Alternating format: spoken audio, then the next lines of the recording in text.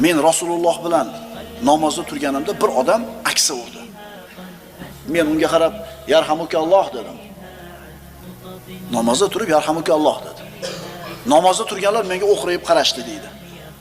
Men yana to'xtamasdan, "Ha, onalaring yo'qotib qo'yib yig'lagunlar, nimaga menga go'layishasan" dedim. Shunda hammasi soniga qo'lini urib qoldi. "Ha, demak meni tinchishimni talab qilyapti ekan" deb jim bo'ldim dedi. Namoz tugaganidan keyin Payg'ambarimiz sollallohu alayhi vasallam ota-onam u zotga fido bo'lsin. U zotdan avval ham, keyin ham u zotdan ko'ra go'zalroq ta'lim beradigan bironta muallimni ko'rmaganman. Allohga qasam, g'udirmadi ham, urmadi ham, so'kmadi ham. Nima dedi? Albatta bu namozdir. Unda odamlarning so'zlarini gapirish mumkin emas. Albatta u namoz, tasbih, takbir va Qur'on tilovatidir.